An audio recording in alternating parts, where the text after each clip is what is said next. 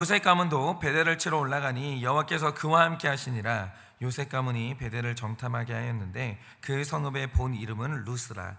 정탐꾼들이 그 성읍에서 한 사람이 나오는 것을 보고 그에게 이르되 청하노니 이 성읍의 입구를 우리에게 보이라. 그리하면 우리가 내게 선대하리라 하매 그 사람이 성읍의 입구를 가리킨지라. 이에 그들이 칼날로 그 성읍을 쳤으되 오직 그 사람과 그의 가족을 놓아 보내매 그 사람이 사람들의 땅에 가서 성읍을 건축하고 그것의 이름을 루스라 하였더니 오늘까지 그곳의 이름이 되니라.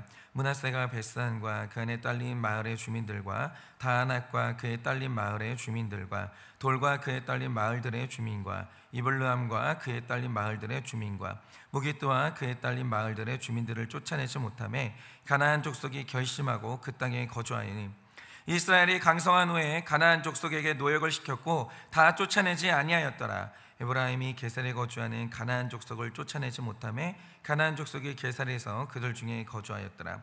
스불론은 기드론 주민과 나알룰 주민을 쫓아내지 못하였으므로 가나안 족속이 그들 중에 거주하면서 노역을 하였더라. 아셀이 악고 주민과 시돈 주민과 아랍스타과 악십과 헬바와 아빅과 루읍 주민을 쫓아내지 못하였고 아셀 족속이 그 땅 주민 가나안 족속 가운데 거주하였으니 이는 그들을 쫓아내지 못함이었더라. 날땀리는 베스메스 주민과 베다나 주민을 쫓아내지 못하고 그 땅 주민 가나안 족속 가운데 거주하였으나 베스메스 베다나 주민들이 그들에게 노역을 하였더라. 아모리 족속이 단자손을 산지로 몰아넣고 골짜기에 내려오기를 용납하지 아니하였으며 결심하고 헤르스탄과 아얄론과 사알빔에 거주하였더니 요셉 가문의 힘이 강성함에 아모리 족속이 마침내는 노역을 하였으며. 다 같이 읽겠습니다. 아모리 족속의 경계는 아그라빛 비탈의 바위부터 위쪽이었더라. 아멘.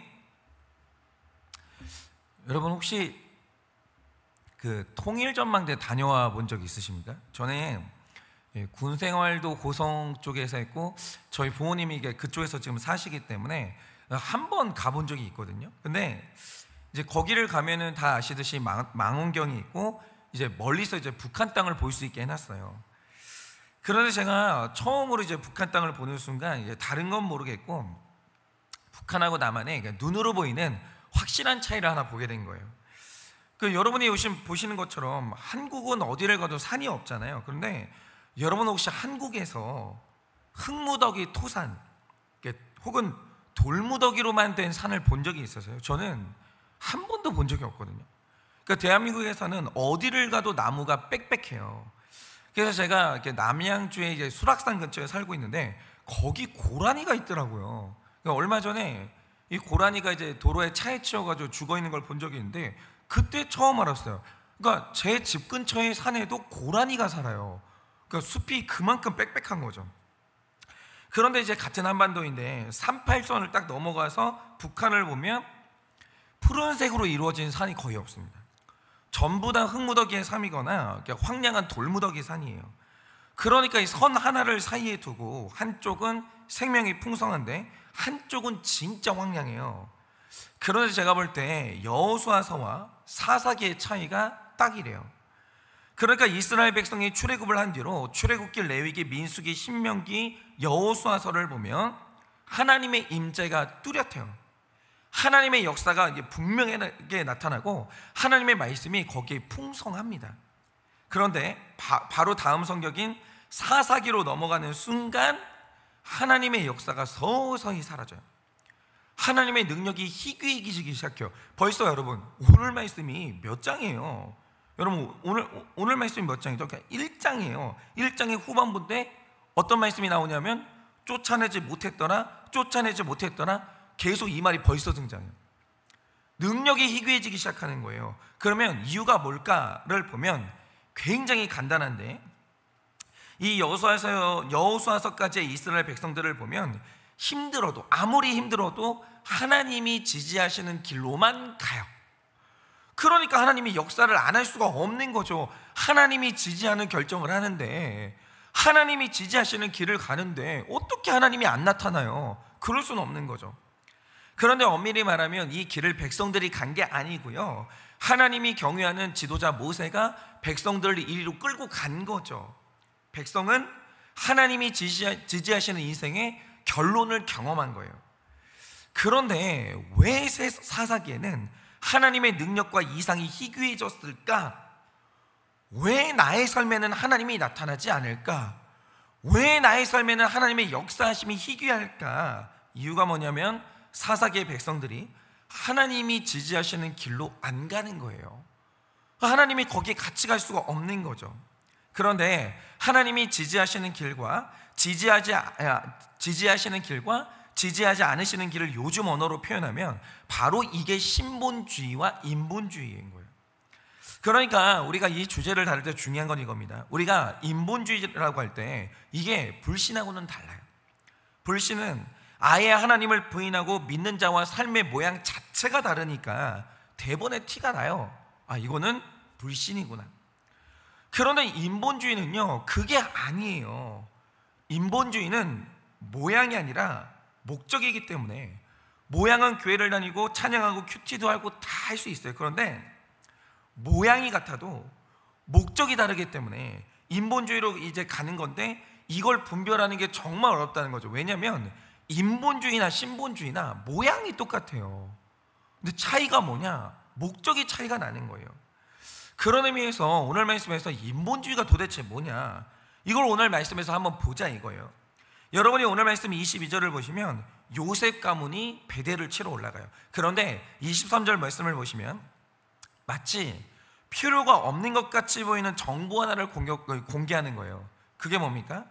이 성의 원래 이름은 루스라는 거예요. 그런데 여러분 보세요. 원래 이 성의 이름은 루스예요. 그런데 22절 말씀을 보시면 이스라엘 백성들에게 여기는 베델이에요. 똑같은 장소예요. 불신자에게 여기는 루스예요. 신자에게 여기는 베델이에요. 그럼 왜 이렇게 됐습니까? 맞아요. 하나님의 통치가 없던 시절에 이곳은 편도나무라는 뜻을 가진 루스였어요. 그런데 어느 날 그 땅을 야곱이 밟아요. 이 사람이 형을 피해서 이 광야로 나갔다가 거기에서 돌베개를 메고 잠이 들거든요. 그런데 그 땅에서 하나님과 나 사이를 잇는 이 사다리 환상을 보게 돼요. 그러자 이제 잠에서 깬 야곱이 광야에서 만난 하나님과 이 기가 막힌 순간을 잊지 않기 위해서 바로 그 자리에 돌기둥을 세워요. 거기에 기름을 붓습니다. 그리고 나서 그 땅 이름을 베델, 다시 말해 하나님의 집으로 변경시켜요. 하나님을 모를 때, 하나님을 만나지 않았을 때는 루스예요. 그런데 하나님을 경험하는 그 순간 그 땅이 베델로 변하는 거예요. 그러니까 그냥 편도나무 하나가 자라던 마른 땅이 하나님의 집으로 변한 거예요. 그런데 이게 신본주의와 인본주의의 차이라는 거죠. 여러분, 신앙은요, 모양도 중요하긴 하지만 그러나 본질은 뭐냐면 목적이 중요한 거예요. 여러분, 원래 야곱이 어떤 사람이에요? 이 편도나무는 아몬드가 열리는 나무인데, 야곱은요, 남들보다 내가 아몬드를 더 많이 따먹었다, 그게 인생의 목적인 사람이에요. 남들 이기는 거. 아몬드도 남이 더 많이 가지면 안 되는 거예요. 아몬드가 열렸으면 내가 더 많이 가져야 되는 거예요. 그게 야곱의 인생의 목적이에요. 그런데 하나님이 야곱을 만나 주시니 존재의 성격이 변했는데, 이제 이 야곱의 몸은 아몬드를 채우는 인생이 아니라 하나님의 말씀과 성령을 담는 인생으로 변했다는 거죠. 그래서 우리 인생의 목적은 루스가 베델로 변하는 게 우리 인생의 목적인 거예요. 그러니까 오늘 요셉 가문이 여기를 점령할 때 가장 중요한 게 뭐냐면 루스를 차지해서 아몬드 열매를 얻는 게 중요한 게 아니에요. 여기에 하나님이 임재하시는 베델로 변하는 게 중요한 거예요. 이게 목적이에요. 여기가 루스가 베델로 변해야 되는 거예요. 아몬드 나무가 자라는 여기가 하나님의 집으로 변해야 되는 거예요. 그래서 하나님이 지지하시는 길을 가는 신본주의라는 건 말씀대로 가는 걸 의미하는 거예요. 말씀대로 그냥 가는 길 가운데 말씀을 채우는 거죠. 그런데 오늘 말씀을 잘 보세요. 지금 요셉 가문이 베델을 치러 가는데 기가 막혀도 이 방식과 모양이요, 여호수아가 여리고성을 칠 때랑 똑같아요.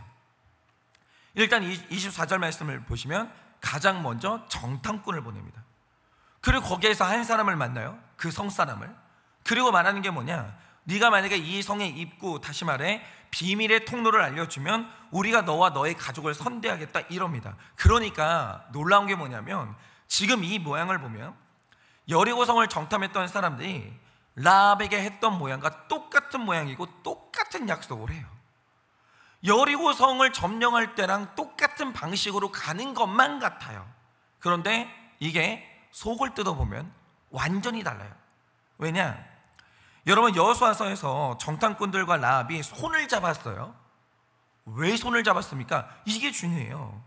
라합이 하나님을 인정하는 신앙 고백을 했기 때문이에요. 그런데 이 신앙 고백이 진실했다는 증거가 뭡니까? 간단하죠. 그녀가 훗날 이스라엘 백성과 결혼해서 그 유명한 보아스를 낳아요. 보아스는 또 그 유명한 룻과 결혼했고 결국 이들을 통해서 예수님이 이 땅에 태어나시거든요. 그러니까 이달 여호수아의 정탐꾼들이 라합과 손을 잡은 이유는 신앙 고백이 진실했기 때문에 손을 잡은 거지, 그게 아니었으면 손을 잡지 않았을 거예요. 왜요? 하나님이 이 백성에게 명하시기를 너희가 가나안 땅을 점령하는 그날 그 땅 주민들을 다 쫓아내라, 이렇게 말씀을 하셨거든요. 그런데 오늘 말씀을 보면 정탐꾼이 사람을 만납니다. 정보를 얻어요. 그를 선대하겠다고 약속을 해요. 근데 정말 중요한 하나가 빠져요. 아니, 정말 중요한 게 아니라 유일하게 제일 중요한 하나가 빠져요. 그게 뭐냐? 내가 이 사람과 손을 잡을 때 신앙의 고백이 있는지 이걸 아예 물어보지 않아요. 하나도 물어보지 않아요. 그리고 그냥 그 입구에 대한 정보만 받으면 되지, 이 사람의 신앙 고백이 뭐가 중요하냐, 이기는 게 중요하지 신앙 고백이 뭐가 중요하냐, 이게 이렇게 돼요. 그런데 여러분, 이게 지금 아무것도 아닌 것 같잖아요. 그러니까 언뜻 보면 점령했어요. 이 전쟁에서 이겼어요. 근데 그게 아니라니까요. 여러분, 이 결과를 좀 보자 이거예요. 제가 말씀드린 대로 이 정복 전쟁의 목적이 뭐라고 했어요? 왜 이 전쟁을 해요? 루스가 변해서 하나님의 집인 베델로 변하는 게 이 전쟁의 목적이에요. 이 땅을 정복했어도 루스 그대로 남아있으면 아무 의미가 없어요. 아무 의미도. 그러니까 이런 거죠. 여러분, 우리가 기도를 해요. 근데 모양은 기도인데 기복적인 기도를 해요. 그래서 루스 그대로 남아있다, 아무 의미가 없다니까요. 신앙생활을 해요. 뭐 그럴 수 있죠. 교회도 나와요, 예배도 드려요, 봉사도 해요. 중요한 게 뭐냐? 루스 그대로 변하지 않고 남아있다, 아무 의미가 없는 거예요. 아무 의미가. 그런데 오늘 이스라엘 백성이 베델을 치러 올라가면서 신앙 고백도 없는 사람하고 손을 잡아요. 그리고 이제 성을 정복한 다음에 약속을 했으니까 그 사람과 그의 가족을 놓아주거든요. 그런데 여기에서 가족이라고 하면 어머니, 아버지, 자녀들, 이런 단위를 말하는 게 아니에요.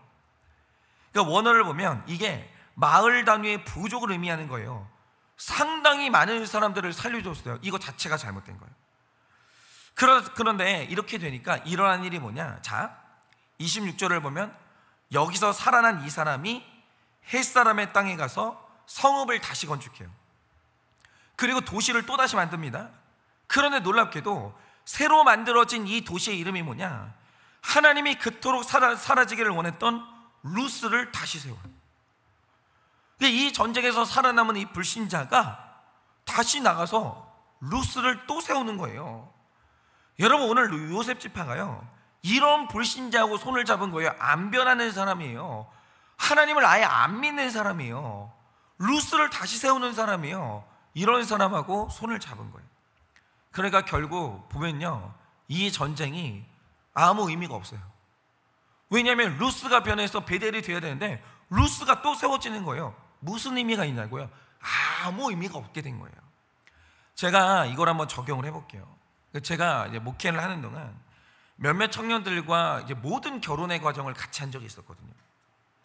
그 중에서 이제 어떤 자매가 처음에 우리 교회 이제 남자친구를 데려올 때 믿음이 상당히 약하거나 믿음이 없는 불신자를 교회에 데려온 적이 있었어요. 그러니까 교제도 불신교제가 아니라 신교제를 했으면 좋겠지만 시작을 그렇게 한 친구가 있었어요. 그런데 여기서 내가 이 사람과 손을 잡냐 안 잡냐 이걸 결정할 때 신본주의는 뭐냐? 이들에게서 신앙 고백을 얻을 수 있다, 귀생 라합이라도 손을 잡는 거죠. 아니, 불신자는 영원히 불신자예요? 아니에요. 처음에 불신자라도 성령이 임하시면 신자 될 수 있는 거예요. 중요한 게 뭐냐?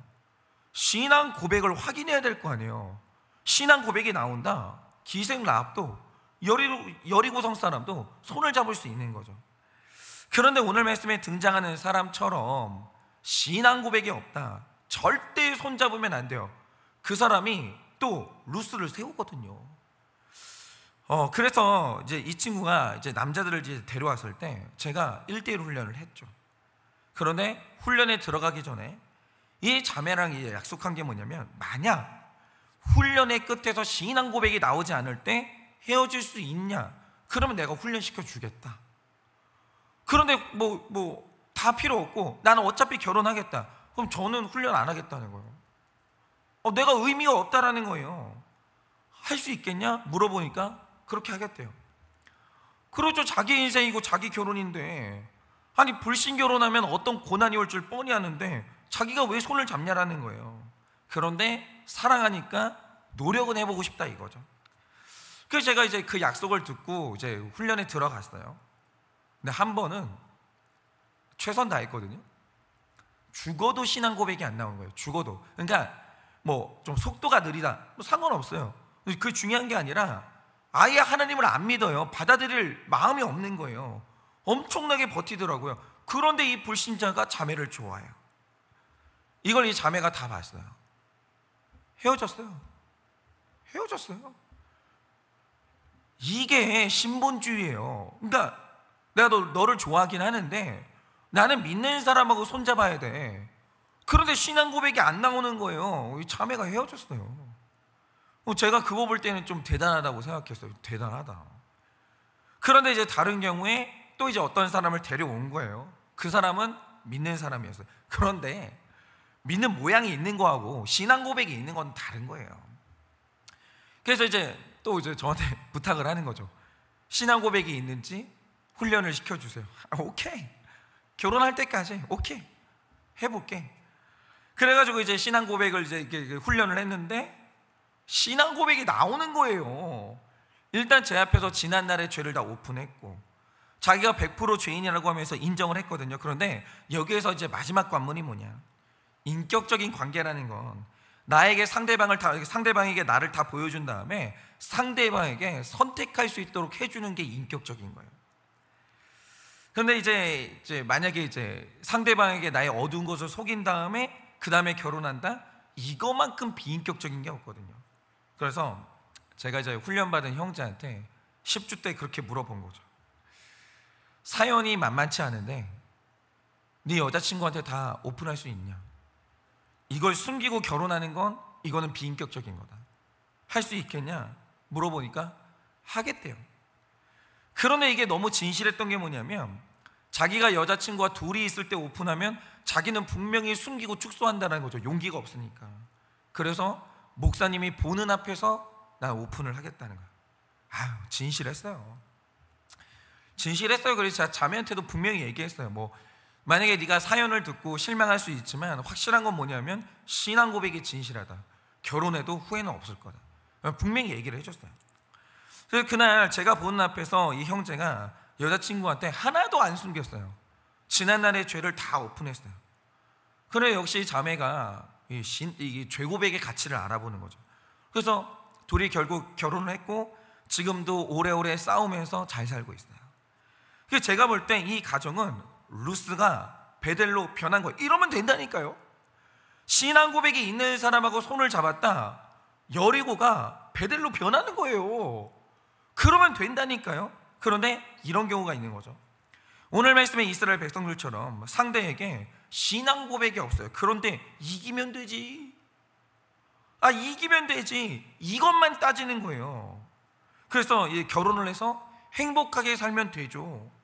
좋은 직장에서 안정적으로 벌면서 풍족하게 살면 되죠. 일단 손 잡은 다음에 제가 전도할게요, 이러면서 신앙을 추구하는 것 같은 모양은 비슷해요.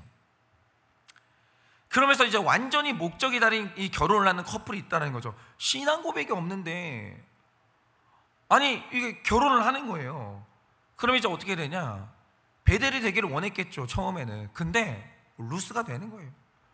그 불신자가 우리 가정에 결국 루스를 세우고야 마는 거예요. 그러니까 이런 거죠. 오늘 말씀을 보면 전쟁을 하는데 그 전에 정탐해요. 사람에게 정보를 얻어요. 정보를 준 사람에게 선대하겠다고 약속을 해요. 이 모든 게 여리고성을 정복할 때랑 모양이 똑같아요.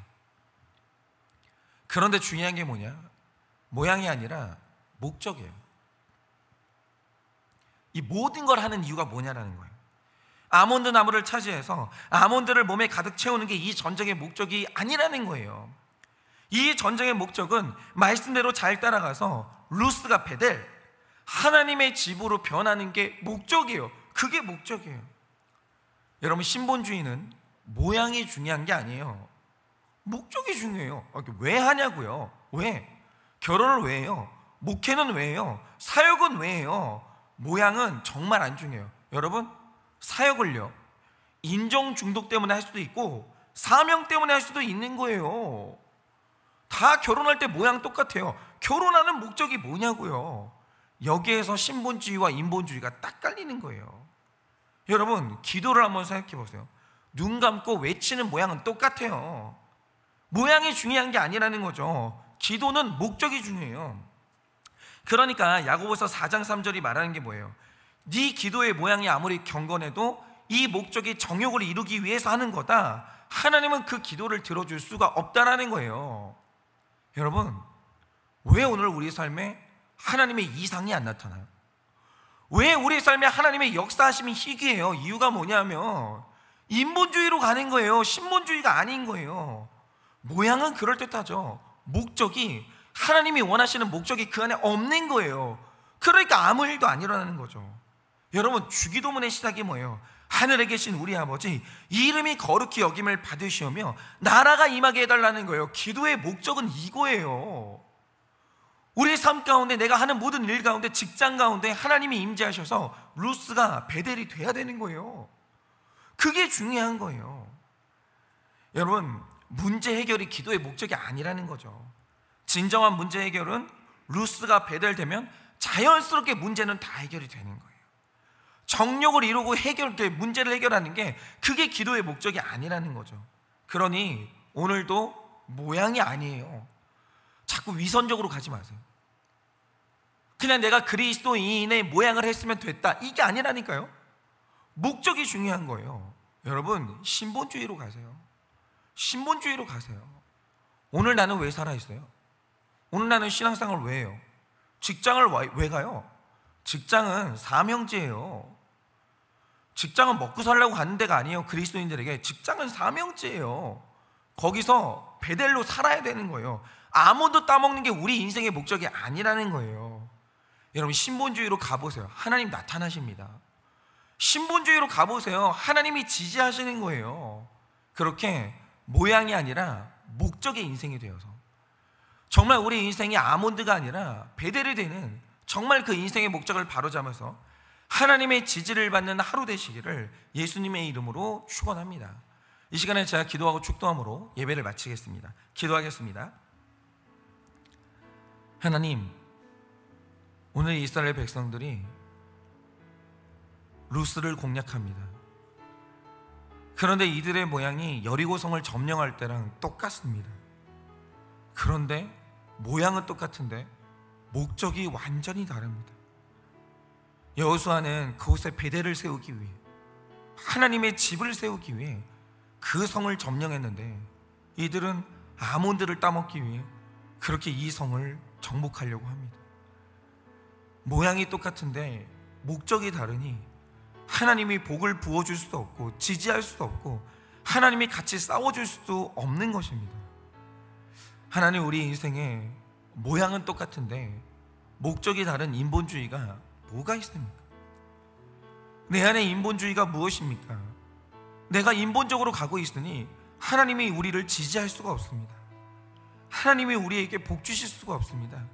하나님이 우리를 위해서 싸워주실 수가 없습니다. 왜 우리는 기도해도 응답을 못 받습니까? 나의 기도가 너무너무 인본적입니다. 하나님이 원하시는 신본주의가 없습니다. 내가 원하는 기도의 내용은 아몬드밖에 없고 하나님의 집을 세우는 베델이 없습니다. 하나님, 은혜를 허락하사 나의 인본주의가 신본주의가 되게 하여 주옵소서. 모양을 추구하는 것이 아니라 목적을 바로 세우게 하여 주옵소서. 그래서 오늘도 하나님의 지지하심을 받고 나를 위해 싸우시는 하나님을 경험하는 우리의 하루가 될 수 있도록 은혜를 허락하여 주시옵소서. 지금은 우리 주 예수 그리스도의 은혜와 하나님 아버지의 그 크신 사랑과 성령님의 위로하시고 교통하여 주시는 그 역사하심이 오늘도 인본주의가 아니라 철저한 신본주의로 나아가 나를 위해 싸우시는 하나님을 경험하고 오늘 그 하나님과 동행하기를 원하는 사랑하는 모든 주의 종들의 머리 위에 지금으로부터 영원 무궁토록 함께 있을지어다. 아멘.